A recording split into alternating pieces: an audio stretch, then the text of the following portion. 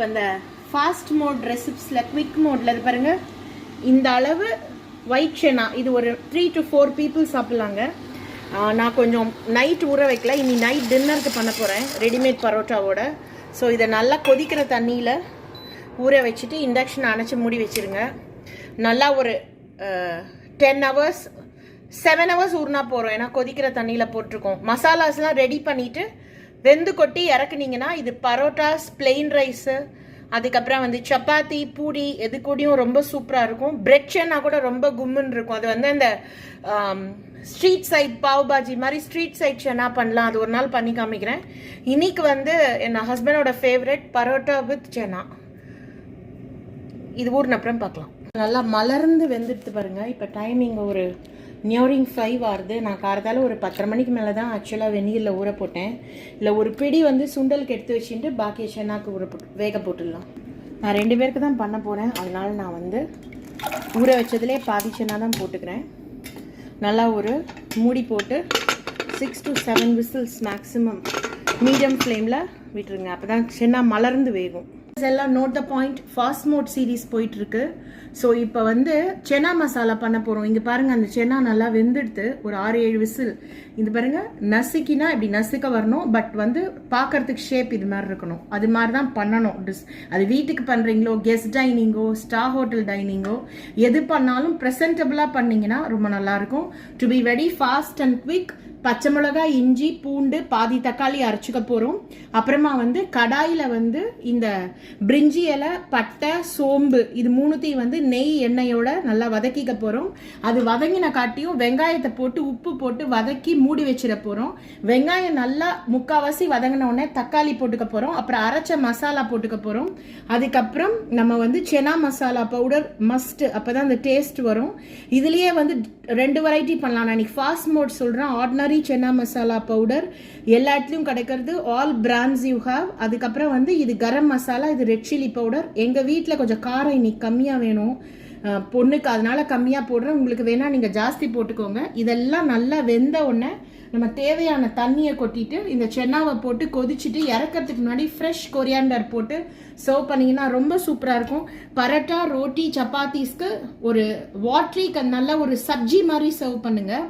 அதுக்கப்புறமா வந்து பிரெட் சென்னாக்கு வந்து செமி சாலிடாக சர்வ் பண்ணுங்க. சமோசா சென்னாக்கும் அது மாதிரி தான் செமி சாலிடா சர்வ் பண்ணலாம்.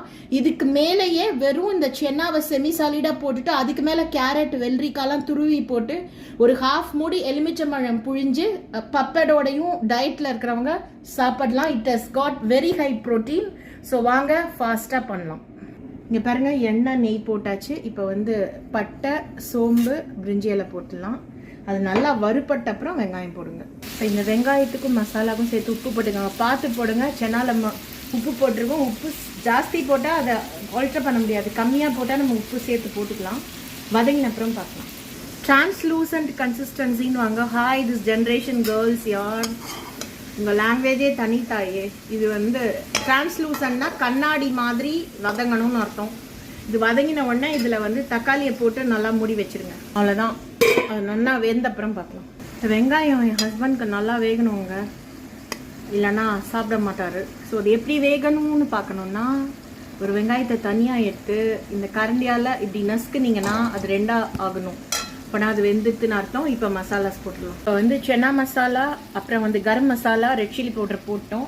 இஞ்சி, பூண்டு, தக்காளி அரைச்சதையும் போட்டுடலாம். இப்போ வந்து இது எல்லாத்தையும் ஒன்றா கலந்துடலாம். ஸோ எப்போ என்னோட ஒரே க்ளூ, இந்த மசாலாஸ் போட்ட காட்டியும் எந்த பேஸில் சமைக்கிறீங்களோ எண்ணெயோ நெய்யோ ஒரு சொட்டு போட்டு கலந்துட்டுருங்க.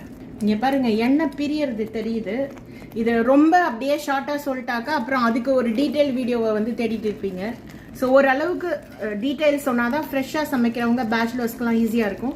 இப்போ சென்னா போட்டு நல்லா கலந்து விட்டுருங்க. க்ளூ, கன்சிஸ்டன்சி செக் பண்ணிக்கோங்க. இதுதான் வந்து ரகடா பேடிஸ் டைப் சென்னா சர்வ். அப்புறம் வந்து சமோசா சென்னா, பிரெட் சென்னாக்கெல்லாம் இது அப்படியே இறக்கிட வேண்டிதான். இது மேலே கொஞ்சம் கொத்தமல்லி போட்டுக்கலாம். அதுக்கப்புறமா வந்து சென்னா masala, when you serve with paratas, rotis, plain rice, basmati rice, அப்போ வந்து நீங்கள் கொஞ்சம் நல்ல ஒரு லிக்விட் கன்சிஸ்டன்சியில், அதாவது வந்து கிரேவி கன்சிஸ்டன்சியில் சர்வ் பண்ணணும். இது ஆன அப்புறம் பார்ப்போம். இது நல்லா கொதிச்சுட்டு நம்ம கொத்தமல்லி தழை போட்டாச்சு, இறக்கிற வேண்டியதான். ஸோ நம்ம சிம்பிளான சென்னா மசாலா ரெடிங்க. நான் வந்து வெறும் கொத்தமல்லி தழை மட்டும் போட்டிருக்கேன். ஏன்னா நான் வந்து வீக் டேல சர்வ் பண்ணுறேன். அதுக்கு மேலே மானே தேனே பொன்மானே என்ன வேணால் நீங்கள் போட்டுக்கோங்க. இதுலேயே வந்து சமோசா சென்னா, அப்புறம் சென்னா சாட், பிரெட் சென்னாக்கெல்லாம் நீங்கள் ஒரு லெமன் புழிஞ்சிட்டு அரை மூடி மேலாக பொடியாக வெங்காயம், வெள்ளரிக்காய், கேரட்லாம் நீங்கள் துருவியோ நறுக்கி போட்டோ சர்வ் பண்ணலாம். சேனல் சப்ஸ்கிரைப் பண்ணலைன்னா சப்ஸ்கிரைப் பண்ணுங்கள். ரொம்ப சிம்பிளான ரெசிபி. இன்க்ரெடியன்ட்ஸ் டிஸ்கிரிப்ஷன் பாக்ஸில் இருக்குது. நன்றி, வணக்கம்.